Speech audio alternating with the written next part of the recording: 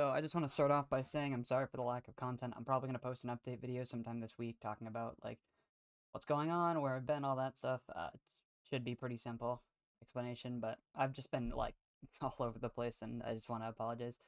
That being said, today I want to talk about the Multiverse of Madness, and I gotta be honest, I was really disappointed by it. Like, it was fine to watch, and I had like fun in the theaters. I took my girlfriend for our 2 year anniversary, and it was fun. I had an enjoyable time.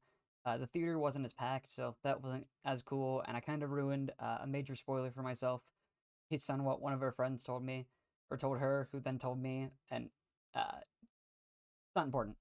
Anyways, just jumping right in, it's all right. Like it's definitely different, and they did something like a lot different, and I kind of like that. I respect that they did something different. They without being too spoilers, they did like a horror aspect. This one was a lot more focused on the like, I guess, supernatural. So they talk a lot about demons and monsters and stuff, and that was cool. Um, and I'm gonna just specify, I'm gonna talk about stuff that's like purely in the trailers. And try not to get too much into spoilers. If you guys want spoiler talk, I can do another entire different series where I just talk about movies reviews from spoilers. Um, anyways, just jumping back in, it was really good. The plot was really straightforward. It was basically we have to stop this bad guy because the bad guy is the bad person, and the bad person wants to kidnap a character who's a new character who I think could be very interesting. Um, especially with how we looked at this person's backstory and all that. But the bad guy wants to kidnap this new character and then steal all her powers or their powers, and then uses like hentai tentacle monsters to get the person that the bad guy's trying to grab. And yeah, that's pretty much the entire plot. Uh, that being said, it's like the way they do it's pretty cool. They like showed so many different dimensions, and they finally made no, this isn't a spoiler, but they finally made Earth 616, which is the main Marvel timeline in the comics canon, which I think was really cool. Uh, and they just, I don't know, it like most Marvel movies lately have felt like they're too long. Like you could cut a bit out without it being there, or like a subplot or whatever. But this one felt like there wasn't enough, and they do have like cameos that people wanted, and that was cool. And they have some characters that we see in the What If series that were make an appearance who are awesome.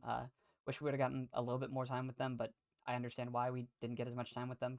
Makes total sense if you watch the movie. But like, I would have liked to see a like maybe another cameo or two.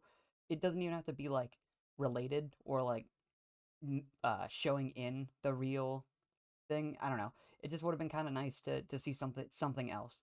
Like it was really cool, and I'm very glad like the way they did it. They had a lot of really good visuals, and the movie was beautiful. I think this movie's visuals rival Thor Ragnarok's visuals. I think that movie is one of the most beautiful um, MCU movies that we've ever seen or had, and I don't know, that's just me.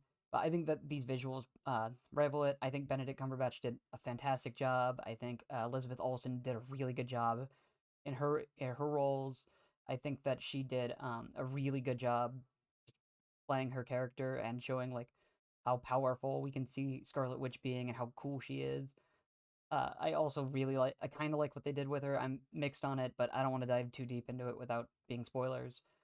Uh, I also like Benedict Wong. Anytime Benedict Wong is in a movie, or an MCU movie, even if it's for like seconds, he's hilarious. Look at Spider-Man: No Way Home. All he said was "Keep me out of it.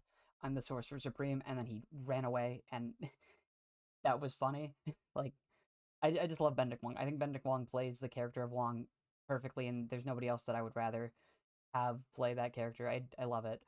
They also have some cool new monsters that are I like seeing, and then I just I don't know, like I'm super mixed on this movie because it was fine. Like it's one of those movies that I can watch and be like, ah, this is cool, and then watch and like it didn't wow me away like Spider-Man No Way Home did. Spider-Man No Way Home wowed me away. Avengers Infinity War wowed me away, like all that.